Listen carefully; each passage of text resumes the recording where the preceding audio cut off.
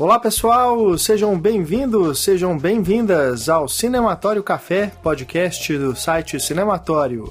Eu sou Renato Silveira. Eu sou Kel Gomes. E neste episódio especial Oscar 2020, falamos sobre 2 filmes indicados à estatueta principal, Adoráveis Mulheres e História de um Casamento. A gente tem no nosso feed, você pode procurar aí, episódios sobre os demais indicados ao Oscar 2020 de melhor filme. Falamos sobre Coringa, Parasita, Era uma Vez em Hollywood, Jojo Rabbit, 1917 e todos os outros que estão concorrendo à categoria principal. Aqui a gente fala sobre esses 2 filmes, Adoráveis Mulheres e História de um Casamento, que tem em comum o fato de terem sido dirigidos pelo casal Greta Gerwig e Noah Baumbach. Para conversar com a gente, convidamos Ana Lúcia Andrade, professora da Escola de Belas Artes da UFMG e nossa musa mor. E já vou logo avisando que pode ter alguns spoilers nessa nossa conversa, então se você ainda não viu os filmes, melhor assisti-los antes para depois ouvir o que a gente tem a dizer, tá bom? Esse episódio está indo ao ar antes da premiação, então não vamos nem fazer aqui uma previsão, uma aposta, nem nada disso. É só mesmo para a gente comentar os filmes indicados ao Oscar, né? Como a gente já tinha episódios de vários deles que foram gravados antes das indicações saírem, a gente fez mais 2 programas agora em janeiro para completar a lista dos indicados. Então, acesse o nosso site cinematório.com.br, lá você encontra links para ouvir todos os episódios de filmes indicados ao Oscar e tem também lá uma lista com os números, os recordes e as curiosidades dos filmes que concorrem ao Oscar este ano, tá bom? Acesse lá então cinematório.com.br.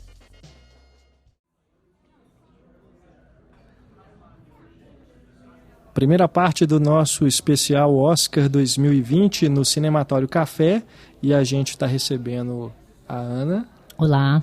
Para falar sobre 2 filmes feitos por um casal. Os 2 são diretores de Adoráveis Mulheres, que é a Greta Gerwig, e História de um Casamento, que é o Noah Baumbach. Nenhum dos 2 foi indicado à melhor direção, mas os 2 filmes estão concorrendo na categoria principal. Então vamos começar por Adoráveis Mulheres, até porque é o filme que está nos cinemas, né? Aí a gente pôde assistir agora no comecinho de 2020. O História de um Casamento está na Netflix, estreou em dezembro, então a gente fala sobre ele por último. Lembrando que a gente vai tentar aqui não entrar em tantos spoilers assim, mas fiquem avisados que é melhor ouvir o podcast sempre já tendo assistido aos filmes. Então, Adoráveis Mulheres, que é quantas versões, quantas adaptações desse livro já foram feitas? 3 no cinema, né? É, né? Pelo menos no cinema sonoro, que eu saiba. Eu vi 2, não vi a primeira, com a Katharine Hepburn. Eu só vi essa, confesso que eu não assisti. Você nem leu o livro? Nenhuma, também não. Não é uma coisa que homem costuma fazer, ler livro. Mas é um livro muito para menina, eu li, eu tinha 14 anos. Até o título dele, né? Mulherzinhas, fica difícil de um homem ir até o título, assim. Hoje em dia uma mulher com esse título também não lê, né? Mas em minha defesa eu digo que o filme da Greta eu gostei muito. Em nenhum momento eu senti que era um filme para mulheres, não, pelo contrário. Eu acho inclusive que é um filme que, assim como, por exemplo, A Vida Invisível, é um filme que homem tem que ver. Claro. Porque fala muito sobre a gente também. E trata os homens com muito respeito, eu senti. Sim, tem, eu acho que uma crítica, assim, principalmente ao sistema. A sociedade patriarcal. Exato, né? Mas nos personagens ali, por exemplo, o do Timothée Chalamet, que acaba sendo um chato. Oh, não acho. Ele é sensível, Renato. Ele é mais feminino. Mas tem, né, o editor, né? O tio dele. Tio não, o avô dele. O avô. Enfim, tem essas representações ali, né? E acho que nisso acaba tendo críticas pontuais e também elogios, né? Acho que ela coloca em alguns desses personagens a forma como deveria ser, né? Uma relação, né, que não seja de poder, não seja de... tensão sexual. Tensão sexual, enfim. Mas a Kel, eu sei que estava esperando o momento a gente gravar sobre esse filme, porque era um dos que você está mais aguardando, né, Kel, para ver desses do Oscar. Assim, né, porque uma diretora mulher que tem feito um trabalho bastante interessante, assim, e é uma história de mulheres, mas não só sobre mulheres, como o Renato falou, é para todo mundo, mas eu acho, assim, que o mais interessante é como ela atualiza isso, né? E como ela vai falar de uma maneira muito especial sobre a autoria feminina, sobre como há tanto tempo a gente passa por problemas em relação a ser uma artista, a ser uma autora, a trabalhar. Então, ali, cada uma daquelas mulheres, elas têm um dom, elas têm uma vontade, mas elas, pelo sistema, elas são impedidas de fazer aquilo, porque só sobra o casamento, né? Que é algo que passa pelo filme, assim, o tempo todo, né? Esse questionamento, assim. E na personagem da Jo, que é essa que enfrenta e que batalha, mesmo assim a gente vê o quanto que ela, né, tá sendo puxada para trás, né? Ela fica em dúvida por causa disso, né? Ela Até fica que em ponto dúvida. Ela agrada o sistema ou ela mesma. Exato, e essa coisa da metalinguagem também que eu achei ótima, perfeita. Que não tem no livro, nem tem nas outras versões. Essa atualização é sensacional. Eu acho que foi bem bacana. E também como ela faz essa jogada de, ao mesmo tempo que você está falando ali de uma época que ela tá lembrando, né, colocando isso junto com o atual. Então, assim, não é linear, né? É uma coisa que fica fazendo paralelos entre tempos diferentes, assim. Eu achei muito bem dirigido e acho que ela devia ter sido indicada para direção. Também achei muito bem dirigido. Porque eu gosto do Lady Bird, mas não acho um grande filme. Esse filme é um grande filme, né? Muito bem dirigido, muito bem escrito. Se você pega a história... Eu já conhecia a história e falei, vou lá para ver mais um filme, mais uma versão, agora finalmente dirigido por uma mulher. Parece que o da Winona Ryder também era, né? Gillian Anderson. Mas assim, né? Numa época que ninguém nem deu muita bola para isso, né? E o outro é do Mervyn LeRoy. E eu achei, pelo menos, essa primeira versão que eu conhecia desde a sessão da tarde da minha infância, era uma coisa muito... A Jo era muito masculinizada. Era uma coisa até engraçada. Ela querer subir em árvore, vestir calça, como se ela fosse masculinizada. E eu lembro que tinha gente que comentava na época, assim, as pessoas diziam, ela é lésbica, né, e tal. E eu acho legal o filme não enveredar por isso, porque não é porque você quer andar de calça comprida, subir em árvore, correr e não se comportar como uma menininha deveria se comportar, que você é lésbica. Ela não deixa de ser feminina. Isso eu acho muito bacana nessa versão. Porque a outra, eu não sei, é da Katharine Hepburn, mas pelo jeito também deveria ser mais masculinizada. Ela não é masculinizada. Essa coisa me pegou desde o início, quando começou o filme, pela forma mesmo como ela mostra a personagem já correndo contra a maré, você já sabe quem é aquela personagem, né? E ela é excelente, aquela menina, né? Sim, sim. É uma atriz que eu tô cada vez mais fã. E 4ª indicação ao Oscar, né, um feito para a idade dela. Parece que só a Jennifer Lawrence tinha conseguido isso nessa idade. E sem merecer tanto. Concordo. E parece que ela, inclusive, brigou para ter o papel, né? Ela fez campanha para ter. Né? Ela foi atrás da Greta, ela que falou, eu quero esse papel para mim, eu quero ser a Jo. Eu acho que engraçado que nem precisava, né? Porque as duas fizeram o Lady Bird. Mas sei lá, de repente queria botar ela mais... E respeita, se você for olhar a idade verdadeira das 4 irmãs, é tipo 21, 20, 24, 26 e 30 anos. que a Hermione... A Hermione. Ela parece ser até mais nova, né? E ela é. tem 30 anos já. Sim. Ela Emma tem muito Watson. cara de menininha. É. Mas ficou perfeito pro papel, porque ela é a mais velha, mas ela não é tão madura quanto a Jo. Aham. Então ficou perfeito isso também. Você que já viu as outras versões, também tem nas outras esse destaque principal para Joe e para Amy? Sim. Não, pra Amy nem tanto. Acho que a Amy cresceu muito nesse. Foi até um pouquinho meu senão, que virou uma coisa de rivalidade feminina ali. Nesse mais do que nos outros. Nos outros é sempre a Jo, provedora, que cuida da casa, cuida das irmãs. Ela que decide tudo, ela que faz tudo.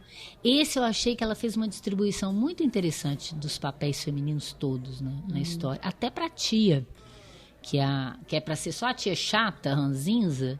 Mas é interessante isso também, né? Porque quando ela questiona... Ela fala, você tem que casar, porque senão você tá ferrada. Ela fala, mas a senhora não casou? A senhora é solteira? Não, mas eu tenho dinheiro. Mas ela deixa a casa para ela, porque ela sabe que ela também não vai casar. Não vai casar, porque provavelmente, isso está muito nas entrelinhas, ela também era um espírito que não queria ser domado pelo casamento. Não vou nem falar pelo homem. Pelo casamento, né? E isso é muito legal no personagem da Meryl Streep. Está muito nas entrelinhas, não desenvolve muito, mas você sente isso no filme, né? E apesar de ela ter, né, essa conotação, porque elas falam, né, assim, eu não gosto dela, ela é estranha, mas assim, você vê que ela é realista. É o que ela acontece. sabe a sociedade que ela vive. Exatamente. E ela quer que as meninas se deem bem na vida, então ela enfrenta essa realidade, né? É muito direta. Ela fala para as meninas. Eu acho engraçado que ela fala com a Amy, né? Bom, só você agora que tá no caminho, a única esperança da família, porque era a situação, né? Era do casamento e é engraçado porque ela acaba criando essa consciência na Amy de que o casamento é um negócio, né? Então ela também vai pensar de uma forma prática, já que a nós não nos resta outra coisa, então eu tenho que pensar de maneira prática também. E eu vou casar com um cara rico, mas que eu goste dele, né? Pelo menos. E eu gosto muito de como ela lida com o passado e presente. Esteticamente. Passado e passado mais recente. Isso, isso. Porque tem um flashback ali de 7 anos, né? E esse flashback, essas cenas da memória, vamos dizer assim, elas são mais vívidas, com cores mais saturadas, enquanto que essas da linha presente, que é quando a Jo está tentando publicar suas histórias, né? Isso, ali já é uma coisa mais acinzentada, assim. Mas é linda, né? A paleta de cores do filme, que coisa bonita. Né? Cada plano é muito legal. E tem uma cena que ela mostra a Meg com o marido, eles fazendo as contas, né? E ela fala que comprou a seda e que aquilo acabou sendo um gasto supérfluo, que, né, enfim, eles estavam em dívidas e, enfim, nessa cena é tudo escuro, né? Ou seja, o casamento consumado ali é treva pura. E é por amor e tal, ela casou com um cara ótimo, mas... Achei bem acentuada a fotografia nesse momento para representar esse momento que eles estão vivendo. E uma outra coisa que eu acho legal também, que eu fiquei percebendo no filme todo, é como que ela também organiza a direção para onde as personagens estão andando no flashback e nesse presente. No flashback elas estão andando para a direita e nos momentos presentes mais para a esquerda. São vários momentos assim que você percebe. Acho que me chamou a atenção isso na cena que tem realmente elas andando uma de encontro com a outra.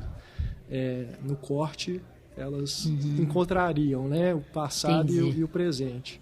E eu fiquei percebendo depois, a partir disso, assim, olha, engraçado, o filme inteiro ela está trabalhando dessa forma. São movimentos bem sutis, assim. Esse é o que chama mais atenção. Talvez seja até proposital para você prestar atenção nisso, né? Tipo, como que a partir daqui. Porque isso organiza, né, as ideias. Como ela fica cortando de um tempo para o outro, acho que geograficamente ela organiza isso pra gente. Que tem a coisa do cabelo, quando ela corta, que dá para identificar também, né? Que ela não precisa nem esclarecer muito, que você já entendeu. E depois que você entende que porque isso é uma surpresa também profunda, eu vou tentar falar sem estragar, mais para frente, quando você vê que a Amy tá viajando, também ela não tá quando ela tá na cena, você fala, mas ela tá viajando, então isso é passado, né? Então, se não, ela sabe localizar muito bem para você não se perder, né, na história. E tem isso aí que eu também não percebi, vou prestar atenção, dar uma segunda. Me deu uma vontade de ver de novo, também. Assim. Se eu pudesse, igual antigamente, você ficava para outra sessão, eu teria ficado. É muito bom, muito bom. Eu concordo mesmo assim, com isso da direção. Acho que ela também poderia ter sido indicada no lugar do Todd Phillips, por exemplo. Acho que os méritos do Coringa não se devem ao Todd Phillips como diretor, sabe? Mas, enfim, eu acho que... Eu tirava o Tarantino. Eu também, eu tirava. Já tem muita broderagem nessa coisa. É verdade, tá certo. Mas tem uma cena, uma sequência que é formidável, né? Que acaba sendo um spoiler a gente comentar, mas envolve uma morte. E a Greta trabalha isso de uma maneira assim, incrível, né, na montagem. Como que ela, de novo, trabalha com esses tempos diferentes para mostrar a relação de duas personagens em momentos semelhantes. E nesse momento, do final dessa sequência, tem uma hora que ela vai trabalhar essa diferença de cores, de paleta, que de um plano para o outro. Assim, no mesmo plano. Isso que eu achei mais interessante, porque uma personagem está lá no funeral e ela está se lembrando naquele momento da que morreu. E aí as cores começam a invadir. Nesse plano do presente, onde houve a morte, você percebe que o fundo vai ficando gradualmente mais colorido.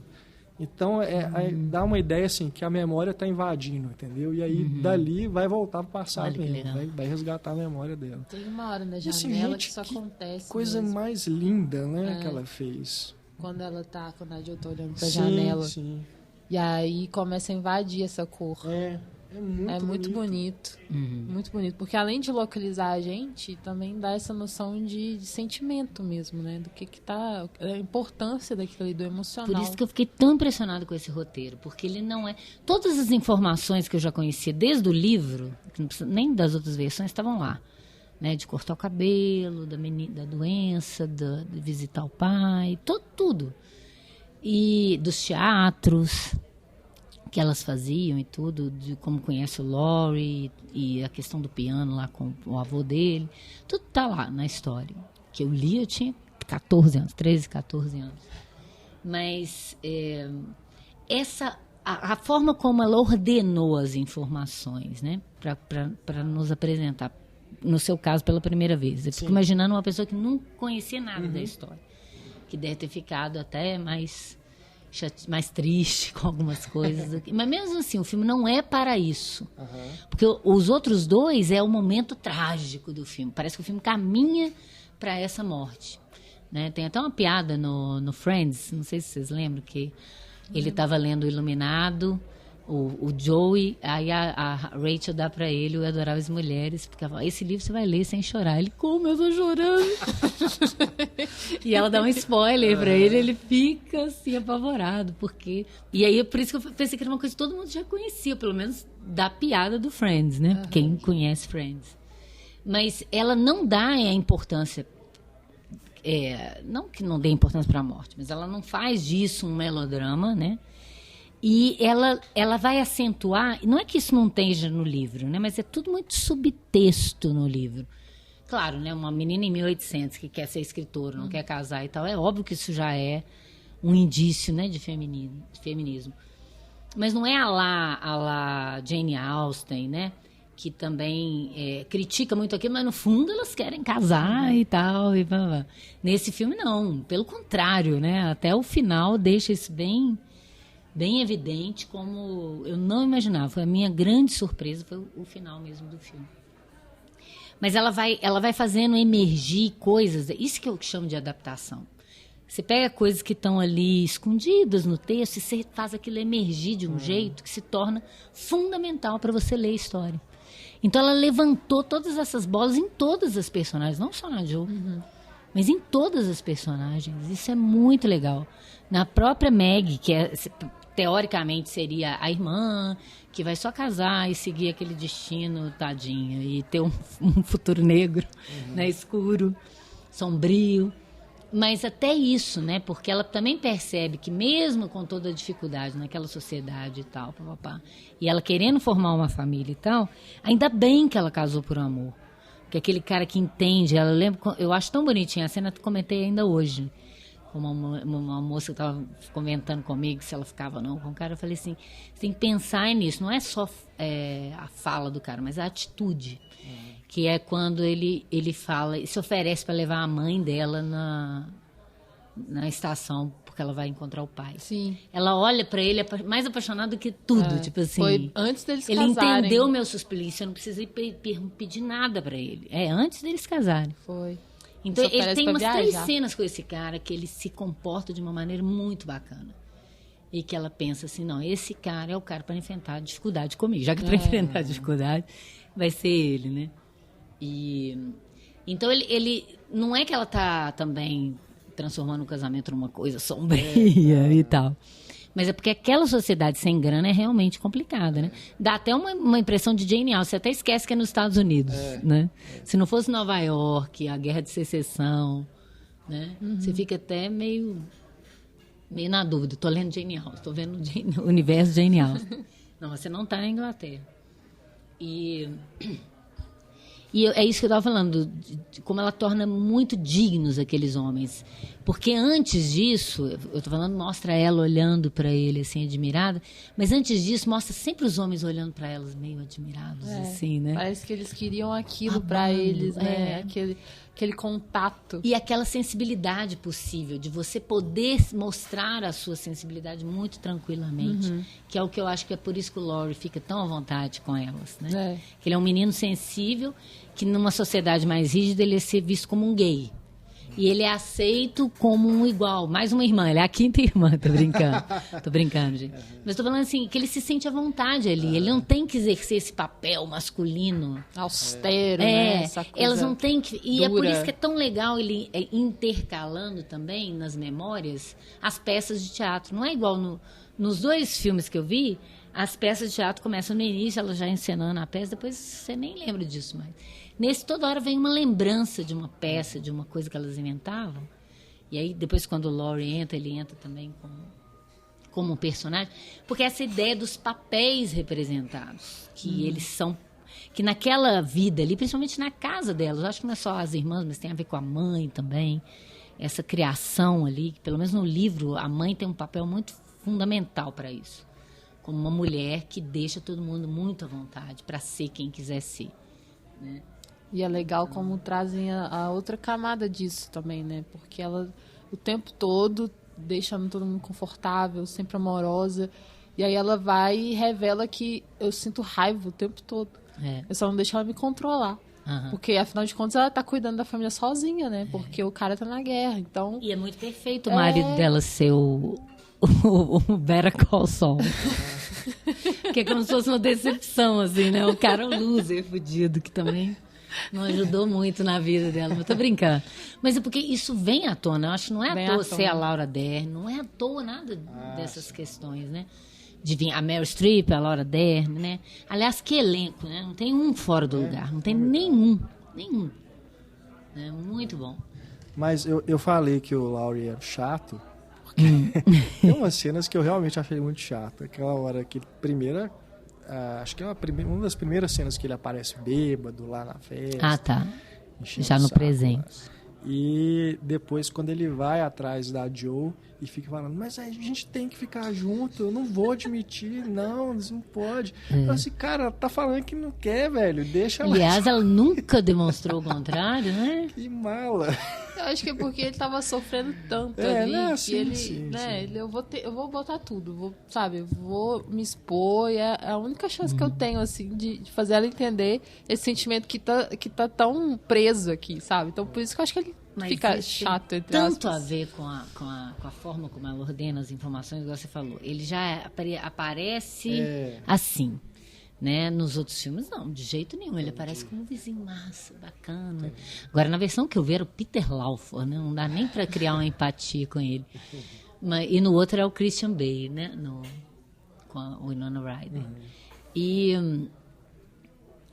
com a Catherine Hepburn, não sei quem é. Mas ele, quando você vai vendo linearmente, né, como é no livro e tal, e nessas outras versões, você monta esse par, Joe e ele. Então você fica até meio com raiva dela. Gente, ele gosta tanto porque ela não fica com ele. Esse filme não. A primeira vez que ele mostra ele é com a Amy. E ele já mostra a Joe com o Garrel, que essa aí se deu bem, né? E aí sim, né? Aí sim é uma ótima escolha. Nossa, eu fiquei bobo. Como que Hollywood demorou para descobrir o Garrel, gente? Não, mas tinha que ser através da Greta, né? Que é uma atriz que é mais... que vê os filmes do Garrel, né? Porque ele é isso também, é um cara com uma sensibilidade, com uma inteligência, que vê a força daquela mulher, por isso que ele gosta dela. Isso é muito legal, né? Esse é o tipo do como é que chama? Do mocinho do filme, né? Que falta. Geralmente é um cara viril, forte, fodão, duro. Ele não, ele é de uma sensibilidade. E o quanto que ela enfrenta ele, né? Quando ele fala, olha, não tô gostando de nada, na verdade. E lindo, né, gente? Calma lá. E ele foi muito sincero, né, com ela. Olha, eu não tô gostando, acho que você pode fazer melhor. E ela fica de um jeito que eu falei, caramba, isso sim, né? Ter problemas em enfrentar críticas, mas isso é legal também para entender o quanto que ela não se deixa rebaixar por ninguém, né? Tipo, apesar de ela ter sido talvez exagerada, né? Que não tá aceitando ali uma opinião sincera de alguém que conhece de escrita. Mas assim, isso naquela época, principalmente, assim, o tanto que é importante ela se impor, né? Afinal de contas, é mais um homem falando que ela não é bom. Que não é bom. Agora, ela também aceitou tanto homem falando, ó, isso não é bom, você vai fazer isso? E ela aceita quietinha. Quando ela tem um cara que fala a verdade, e ele fala, e pela sua reação, você também concorda comigo. Eu gosto dessa fala dele. Que tipo assim... Provoca. Porque você sabe que isso é ruim, que você é capaz de escrever uma coisa melhor que isso, né? Então, eu acho muito legal essas relações. Porque a Jo não é uma feminista pronta também. Tanto é que ela fica em dúvida. Será que eu caso? Será que eu me arrependo? Será que eu volto atrás? Será que é tarde demais? Né?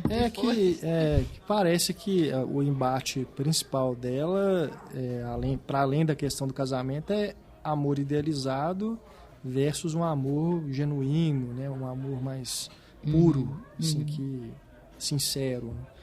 E não esse amor que é construído e colocado à força, que vai casar, então pronto, tem que amar seu marido. Tem que se comportar assim. Que ele mandar. Né? E ela comenta sobre isso, né? De que para as mulheres é sempre amor, sempre amor.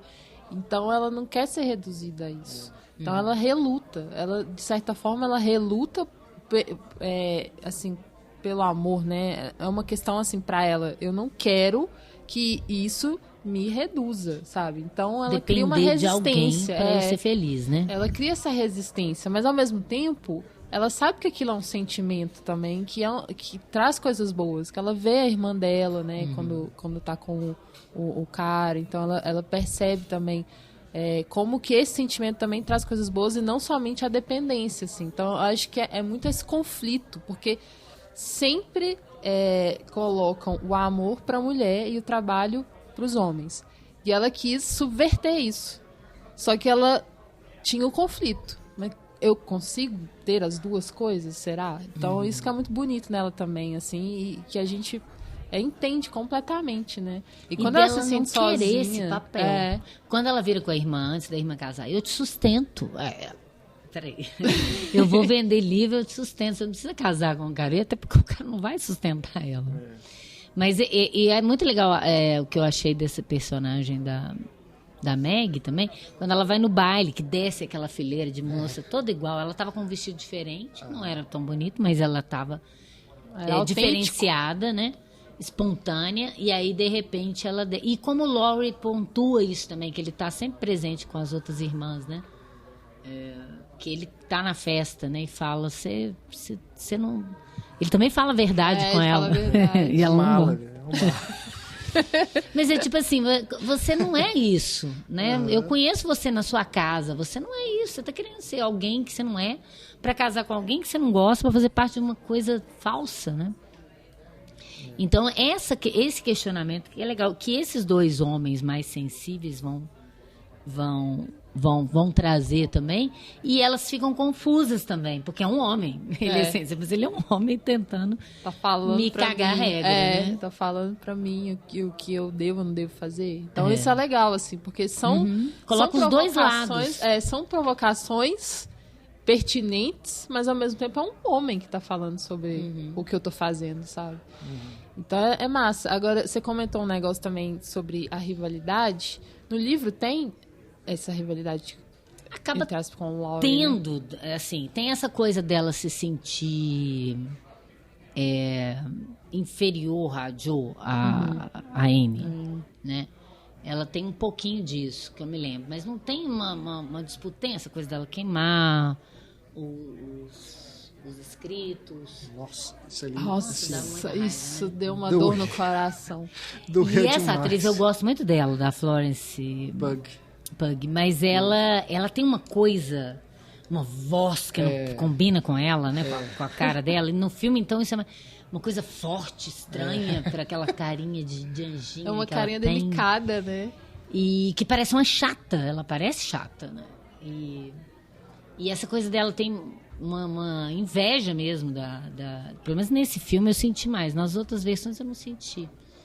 Na que eu vi era Elizabeth Taylor que fazia ela. E não tinha isso. Ficava parecendo até aquela coisa de Hollywood, mais de como se a Jo tivesse um pouco de inveja dela porque ela é mais bonita.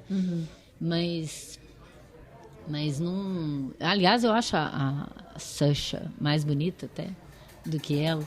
Mas mais interessante, né? Um rosto mais... E tem uma coisa de Clint no filme, não tem?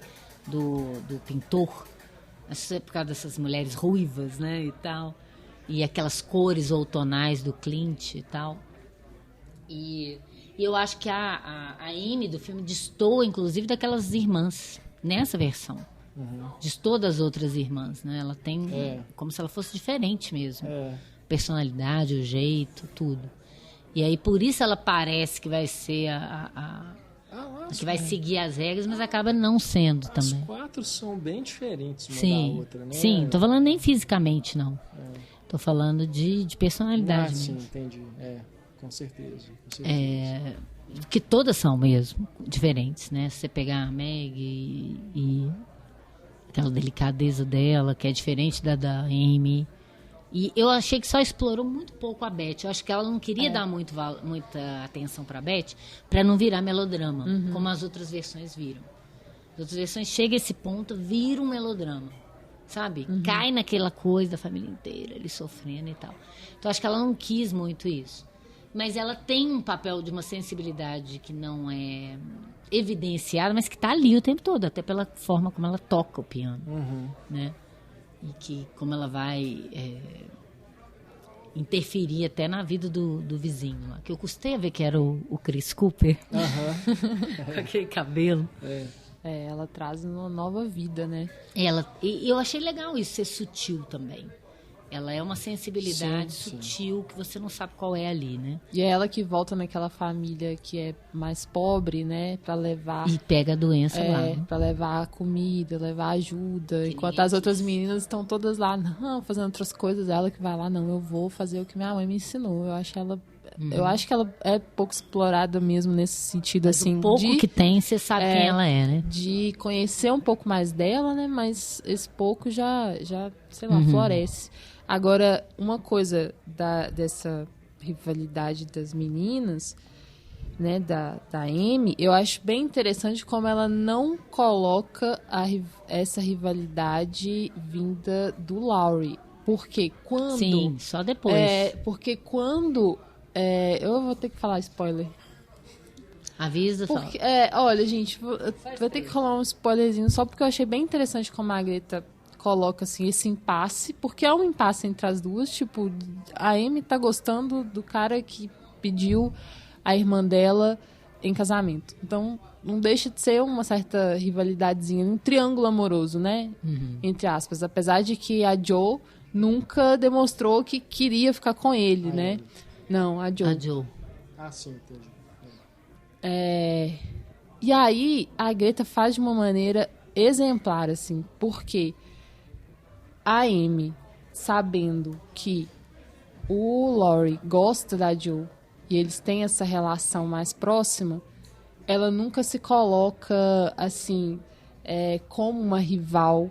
Se comparando com a irmã. Se comparando com a irmã ou querendo chamar mais atenção pra si. Ela não... Isso não é uma questão. Tipo, ela tem esse sentimento, mas ela não coloca isso acima da relação com a irmã.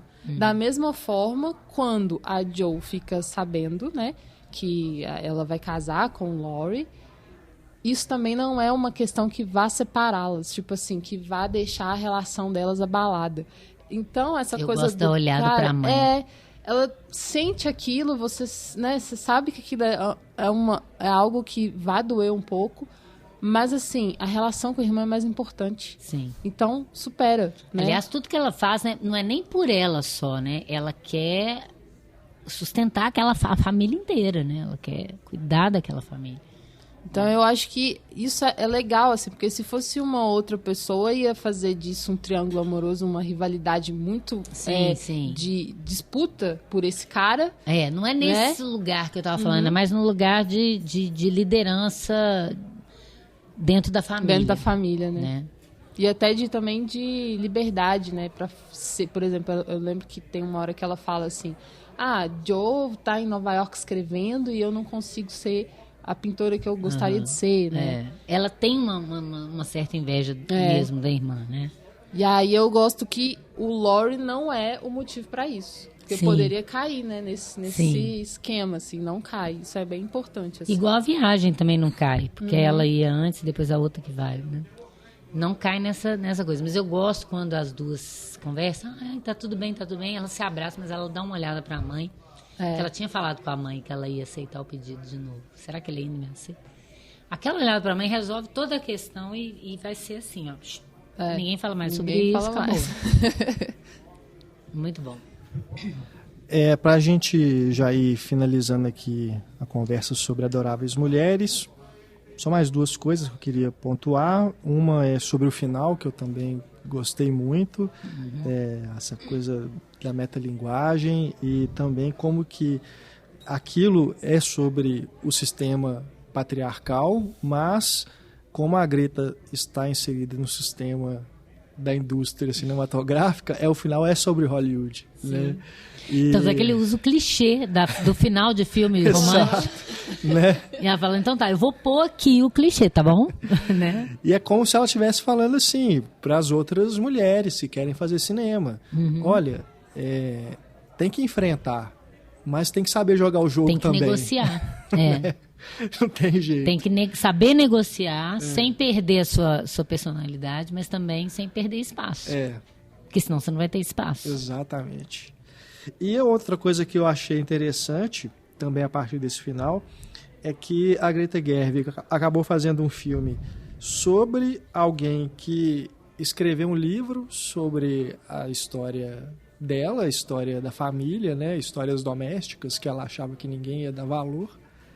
E o Noah Baumbach escreveu uma história sobre a história pessoal dele.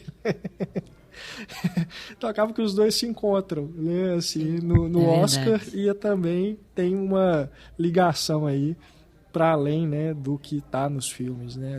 Essa ligação metalinguística.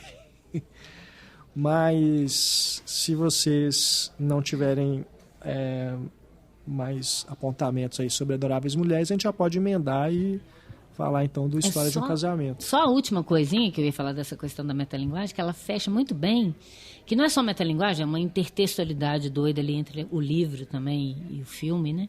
E as adaptações, porque ele tem cenas, eu não sei se tem da Catherine Hepburn, porque eu não vi, mas ele tem cenas que evocam, tem planos assim que parecem que ela quis homenagear o filme. É a cena que elas estão todas em cima da mãe, assim, é igualzinha do filme de 49, e elas na janela de vidro, que é igualzinho, é a capa do DVD do Adoráveis Mulheres com a Winona Ryder.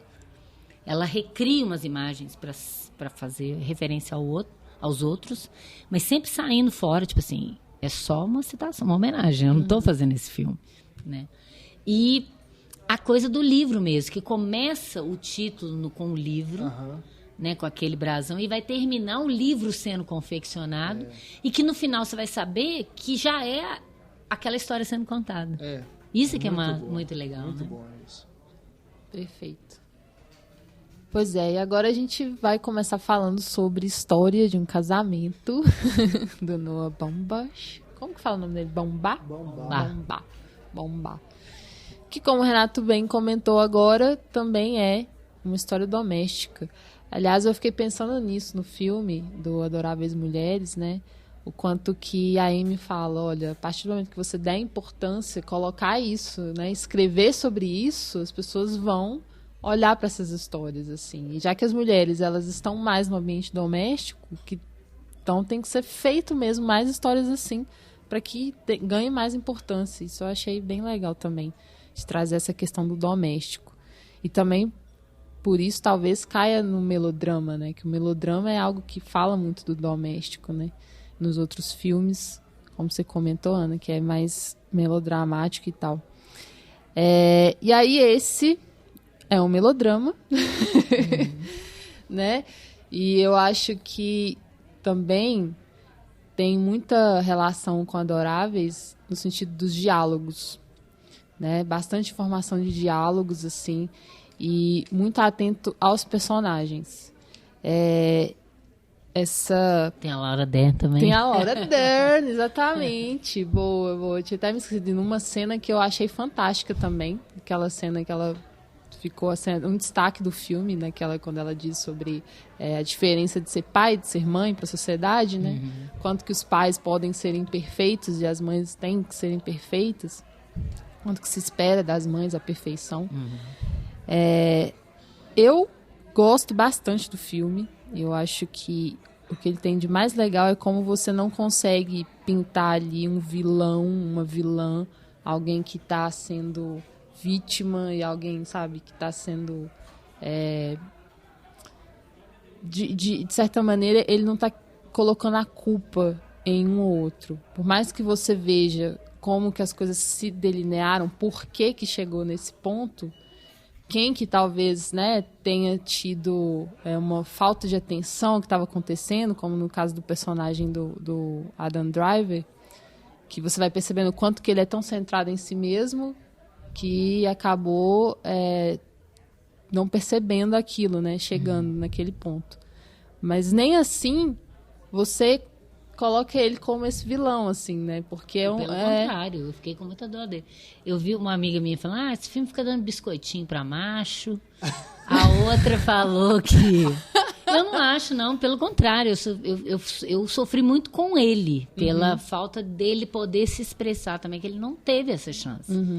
E a forma como o sistema de divórcio americano... Aliás, eu falo que esse filme devia chamar a história de um divórcio, não a história de um casamento. É verdade. Porque é a parte chata do filme, é a toda conturbada relação do divórcio. Que uma amiga minha que mora lá nos Estados Unidos falou, Ana, é assim, qualquer divórcio é amigável nos Estados Unidos. Eu falei, que merda. Ainda chamam de amigável, né? É, porque eles tentam fazer uma coisa amigável, mas vai por um caminho que ferra ele completamente. Porque cada um tem que defender seus interesses. Então, mas fica parecendo uma vingança, né, da Laura Dern com ela, que às vezes me incomodou muito. E olha que eu sou feminista, mas eu também não quero ficar passando pano pra feminista quando eu achei aquilo um horror. Por mais que ela tivesse os motivos dela e tal, ainda que ele tivesse, porque não foi nem essa questão da traição, né, dele ter sacaneado e tal. Porque tem muito isso, tem gente que quer sacanear o outro no divórcio porque foi traído, Sim. porque se sentiu lesado. E eu não senti Tem gente que usa, inclusive, os ali. filhos nisso, que é um problema. Isso não tem, mas eu acho que ficou parecendo mais uma crítica, não aos dois, mas ficou parecendo uma crítica a essa relação que existe nos Estados Unidos com o direito, com a advocacia. Que meteu um advogado no meio e fudeu, acabou a humanidade, né? Apesar da Laura Dern parecer uma figura super empática e tal, mas do lado de quem ela tá, do outro lado ela tá se fudendo, né? Essa parte que me incomoda, que eu acho que é o grande centro do filme, que acaba que não tá mais falando sobre o casamento, parece que é só sobre isso, não é? Isso me incomodou profundamente no filme. Eu não vi a humanidade, a amizade dos dois. Eu me senti meio incomodada com aquilo. Eu acho que é exatamente algo que ele quer dizer que acaba fazendo parte também, sabe? Porque... É assim que eu entendi, como uma crítica a isso.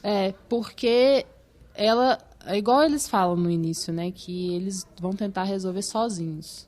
Só que não ia sair se não tivesse a interferência do direito. Porque ela pede para ele ver as coisas com ela, para conversar, enfim. Ela pede várias coisas para ele que ele não se importa, tipo assim, que ele vai deixando para depois, e ele vai... Aí quando ele tem a pressão, ele tem que fazer. Né? Então, aquela pressão... Eu li assim, aquilo foi algo como se fosse assim, um mal necessário para as coisas andarem, porque já estava numa apatia de deixar como tá, que só ela sozinha não conseguiria fazer o que devia ser feito. Eu também concordo com você que eu acho que a personagem da Laura Dern leva para um âmbito assim de disputa mesmo, de guerra. Inclusive quando entra depois o outro advogado que é igual a ela, que os dois eles até se conhecem. E eu já estive em tribunal, assim, mas era de uma causa trabalhista. E é assim mesmo também. Essa questão, assim, quem entra com a ação, na verdade, participa muito pouco de todo o julgamento, de toda a reunião, assim. Eu me lembro de me sentir, sabe, como se eu estivesse em outro mundo, porque eu não entendia o que eles falavam nas reuniões. E era algo como se eles já tivessem conversado antes e ali eles estavam só resolvendo o que antes havia sido combinado. Enfim, é uma coisa que você se sente perdida. E eu meio que senti eles dois um tanto perdidos também nesse processo, assim. Só que é um processo... num negócio que eles são protagonistas. Exatamente, eles acabam virando coadjuvantes e vão tendo que fazer coisas que eles não queriam fazer. Isso é que é o mais triste, assim. Porque eles não conseguiam resolver sozinhos, assim.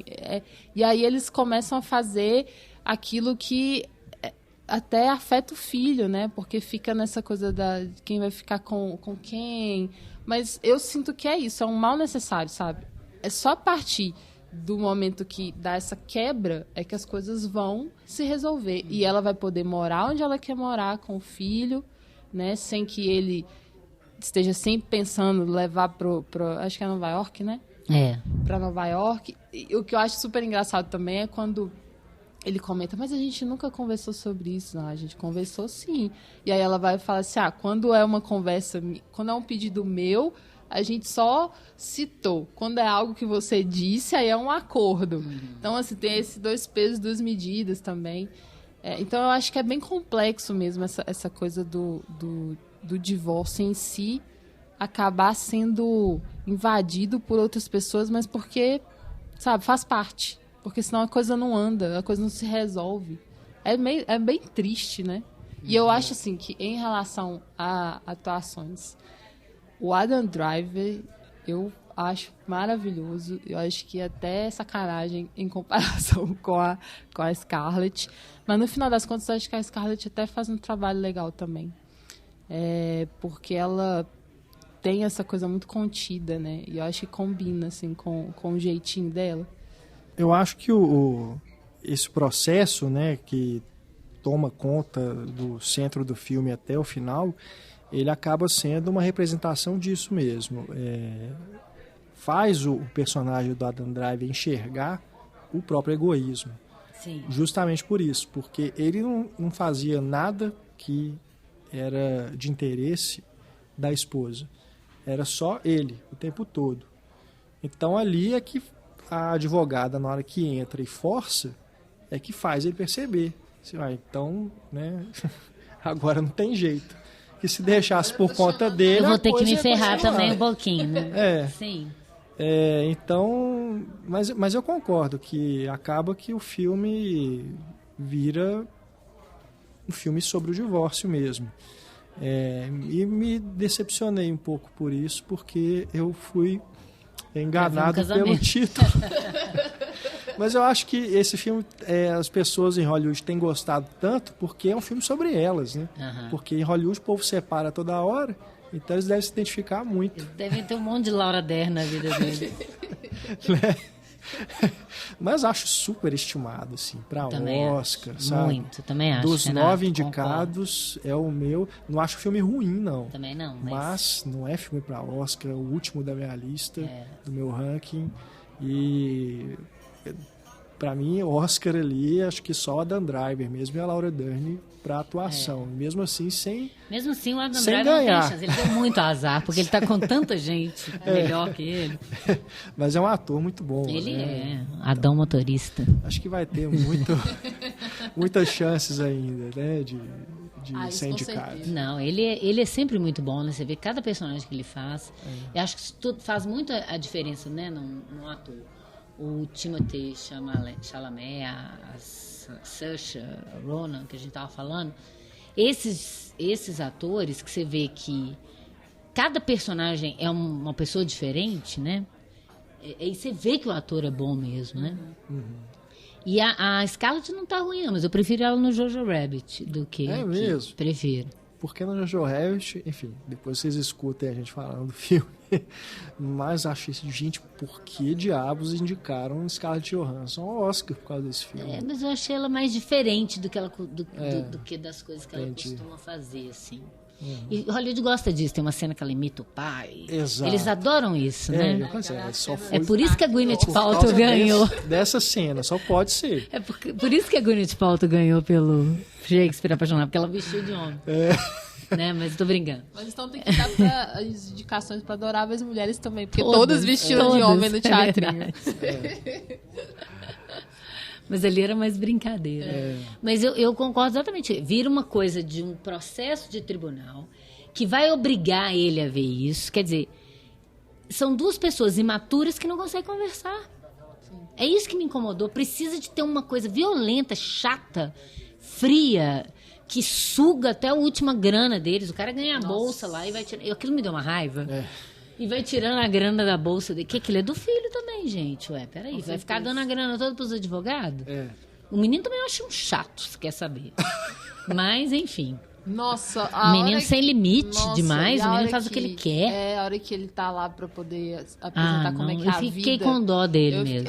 Fiquei com muita dó. Deu tudo errado, porque o menino quis fazer tudo errado. O menino chato, parece um menino que faz de caso pensado, né? Gente, não. Eu acho que é a melhor criança que faz. Nossa. É a melhor cena do filme pra mim, é essa parte da assistente social lá. Porque acontece cada coisa e na hora que ele corta o braço, meu Deus. Que é isso? Fica até engraçado. Fica meio teatro absurdo até, aquela coisa assim, né? Gente. Nossa, só faltava ele morrer de sepse. Não vê não, né? Porque inflamou o corpo. Mas eu tô falando isso porque eu fico pensando, ele nunca deu ouvido, mas ela nunca colocou isso pra ele. E isso fica muito claro, assim, porque tem uma cena da história que é extremamente chata, que ela bota a mãe e a irmã para entregar o processo para ele. Eu falei, gente, qual é a dificuldade dessa menina? Quer dizer, a advogada tinha que vir aqui também para entregar o processo, porque ela não é capaz de... E como o filme começa, a ideia da ordem das informações, de novo, ele começa parecendo um casal tão incrível que você não sabe por que vai virar aquilo. Não, a sequência inicial é muito boa. Muito boa. O filme tá indo por um caminho, de repente... Não é disso que eu vou falar. Falou, gente, eu enganei vocês. Não é a história do casamento, é a história do divórcio. Agora, em termos de direção, acho que o Noah também já fez filmes bem melhores. E eu não tenho esse tesão nele, não. No Francis Ha, esses outros filmes dele. Eu não acho nada demais. Eu gosto da cena do portão. Sim, é a mais bonita, né? É de cortar o coração. Essa cena é maravilhosa. E assim, eu vou defender o título porque eu acho que, apesar de eles estarem se divorciando, existe ali uma relação que nunca vai se acabar, sabe? Por causa do menino chato. É, por causa desse filho. Eu sei. É verdade. Por causa desse filho. Então, assim, é um Por casamento mais que você eterno isso, rompa, né? Você não tá desligado mais da pessoa. Ainda mais se você tem filho, né? E eu acho que eles nem querem isso, né? Porque eu sinto que naqueles momentos finais, né? Que, assim, passa por toda essa turbulência, esse ódio, essa raiva, mas, na verdade, é uma pessoa importante pra história uma da outra, né? Uhum. Então, assim, além de ser pai e mãe de um mesmo filho, poxa, houve um momento de se apaixonar, houve um momento de crescer junto, enfim, tem as coisas boas também. Então, por isso que eu acho que é a história de um casamento, sim. Que eu Só sei que é difícil mesmo. Tem a uns parte homens, tem uns terrível. caras, tem até uns esquerdomachos, parecem legais e parece que você está vivendo a sua vida, mas é difícil você mudar porque acaba sendo do jeito dele. Eu entendo isso. Mas eu não vi isso no personagem. É isso que me incomoda. Tá tudo muito dito. Eu tenho que acreditar no que ela diz pra Laura Dern. Ela fala mal dele, que eu falei, gente, logo ele, que parece tão legal, ainda é ele, que a gente já tem uma empatia Ainda por é ele. Adam uma Driver. simpatia. Pois é, que a gente tem uma simpatia por ele. Então, eu não vi isso, eu não vi. Aí depois você fica sabendo de uma traição e tal, você pode pensar, mas aí ele também se defende, você não dormia mais com ele, você não viu nada disso. Você não viu esse casamento se deteriorando, pra você entender. E eu acho também, talvez faça até parte, a gente também não pode querer que o filme seja do jeito que a gente gostaria, né? Sim, sim. Mas é porque às vezes eu acho que ele não quer mesmo isso, ele quer que você acredite nos fatos, né? No pós, na consequência daquilo que não foi resolvido. Né? É o que ele optou. Então você vai ter que entender que ele junto com ele, pela sacanagem do processo, você vai ter que entender que ele foi egoísta. Chegou nesse ponto. Que ele foi egoísta. Mas eu acho também que ela não... Eu não sei se ela aprende. Porque ela também não falava nada com ele. Entendeu? Ela fala que falava de mudar e ele não dava atenção. Né? Ela não se impôs também. Não estou querendo colocar a culpa nela também. Mas aí, por ter aquela cena que tem que entregar o processo através da irmã e da mãe, você fala, gente, até que ponto ela também não tentou? Já que ele não está me dando informação de como é que era antes, a partir das informações que ele me dá depois, que eu vou ter que construir isso. Por isso que eu acho que é interessante, assim, porque ele te dá tudo sobre os dois. Te dá o fim e o início. O meio, e aí você tem que vai construir. construindo. Então, por isso que você não consegue falar, olha, esse aqui é que fez com que o casamento desse errado, sabe? Porque não tem exatamente um motivo, né? Então, são nos detalhes, assim. E, por exemplo, esse detalhe, pra mim, é muito importante de uma atitude dele. Quando ela entrega o papel pra ele dar uma olhada e fala, eu preciso que você leia isso. E ele não lê, ele fica deixando, até chegar o momento da advogada ligar e falar, olha, já que você não leu, eu vou ter que entrar com isso, isso e isso. Então, tipo assim, nesses detalhes de como ele é negligente com os assuntos que dizem respeito a ela, que eu acho que a gente vai percebendo, não olha... parece mal, não parece vilão, exatamente, nada. Que aí, Entendi. numa relação de um casamento, essas pequenas coisas, elas vão se transformando em grandes coisas, né? Então, eu acho que diz muito disso também. E eu ia falar uma coisa, eu esqueci, peraí.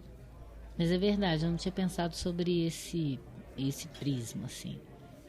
Porque eu não acho também que tá passando pano, porque senão ele ficava só do lado dele, ele expondo o que ele sente, o que ele acha. Não, e ele não faz isso. Pelo contrário, ele expõe muito mais ela.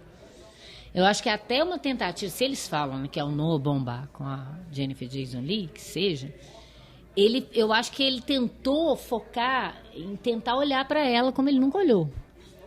Naquilo que incomodava e que ele nem imaginava, porque ela também nunca falou. Né? E acaba sendo assim, lembrei do que eu ia dizer, falta de comunicação. Sim. Porque se a ela faltou dizer mais o que estava pensando, o que estava incomodando, e aí ele faltou perceber e ser menos egoísta, então é tudo uma questão de comunicação, de dizer o que está sentindo, né? Porque talvez se ela tivesse dito mais, ela poderia ter tido uma resposta dele mais rapidamente, assim. Então, É a bendita, aliás, maldita da falta de comunicação. E a falta de comunicação ferra qualquer relação, mas num casamento as pessoas tendem a... Não vão criar problema, não. Né? Vamos deixar, né? Deixa. Né? E eu acho isso fundamental, né? Eu, como eu não engulo sapo na minha vida, eu acho melhor você criar, ainda que seja um probleminha pequeno, nem todos os dias ou todas as semanas, do que você ficar engolindo sapo e uma hora vir uma avalanche de sapo pra cima do outro que ele nem sabe de onde veio. Que é o que o filme faz um pouco. Eu acho que é muito por aí. Acho que veio essa avalanche, porque ela não soube construir isso de falar na hora, de expor na hora. E não que seja culpa dela, mas é culpa da relação mesmo, que não deu, ela não se construiu nesse diálogo, né? Exatamente.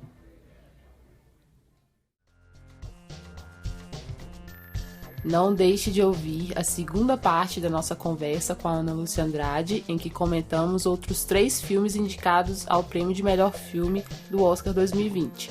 A gente comenta 1917, Jojo Rabbit e também Ford vs Ferrari. E como a gente disse no início do programa, acesse o nosso site cinematório.com.br para ouvir outros episódios dos demais indicados ao Oscar 2020. Acesse também as nossas redes sociais para acompanhar toda a nossa cobertura do Oscar 2020 e também outras novidades sobre cinema em geral. Estamos no Instagram, no Twitter e no Facebook. E fica aqui o nosso convite também para você conhecer a nossa campanha de financiamento coletivo. Através dela você pode se tornar um colaborador do Cinematório e, apoiando o nosso trabalho, você recebe conteúdo exclusivo de cinema que produzimos para os nossos padrinhos e madrinhas. Acesse cinematório.com.br, clique no banner que está na capa do site ou nas páginas internas para você conhecer o nosso projeto. Tchau, gente. Até a próxima. Um grande abraço, pessoal. Até mais. Tchau.